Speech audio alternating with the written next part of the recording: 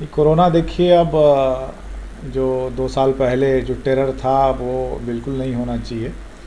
और ओवरऑल अगर वर्ल्ड में देखें तो 23 मार्च के बाद पहली बार ऐसा हुआ कि 1 लाख से भी कम केसेस पूरे वर्ल्ड में आ रहे हैं। डेथ भी जो है वो 1000 पर डे से कम होकर के 500-600 पे आ गई है। तो ये बहुत इनकरेजिंग फैक्ट है। और मुझे नहीं लगता कि कोई बहुत बड़ा एक कोरोना विस्फोट इंडिया में होने वाला है। अब आप अगर तीसरी लहर को देखें तो लगभग 85 से 90% लोग इन्फेक्ट होकर ठीक हो चुके हैं। तो उन लोगों को बहुत ज़्यादा अगर दोबारा इन्फेक्शन होने के चांस एक तो बहुत कम है, और ज़्यादा से ज़्यादा लोग जो है वो वैक्सीनेटेड भी हैं। लेकिन 10% ऐसे लोग हैं जो या तो वैक्सीनेटेड हैं या तो वैक्सीनेटेड नहीं भी हैं। तो ऐसे लोगों को हो सकता है कि इन्फेक्शन हो, थोड़े बहुत केसेस जो है वो स्पोरेडिकली बढ़े, कुछ रीजन्स में बढ़े जहाँ पहले इन्फेक्शन नहीं हुआ है।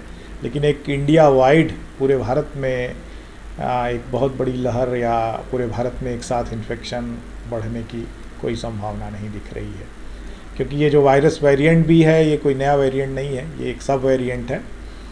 और इस सब वेरिएंट के अंदर भी ऐसा कोई भी स्पेसिफिक म्यूटेशन नहीं है जो कि हमारे इम्यून सिस्टम को चकमा दे सके। सर, लेकिन देखा जा रहा है कि पिछले 3-4 दिनों से लगातार भारत में कोरोना के केस तेज़ी से बढ़ रहे हैं।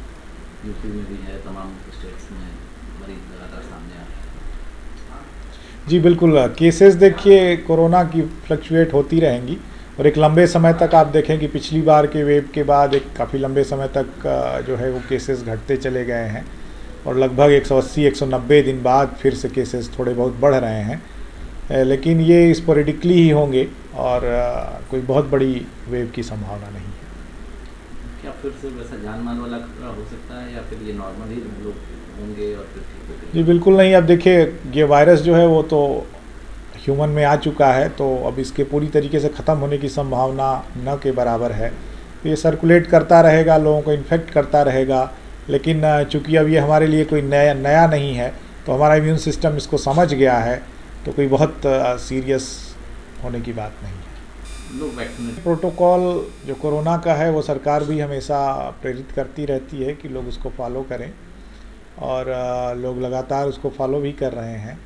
लेकिन भारत एक ऐसा देश है जहाँ की इतनी बड़ी पॉपुलेशन है, और उसमें जो है अगर वायरस एक छोट पॉपुलेशन में जहाँ पॉपुलेशन डेंसिटी हाई है वहाँ आता है तो वो कुछ लोगों को तो ज़रूर इन्फेक्ट करेगा।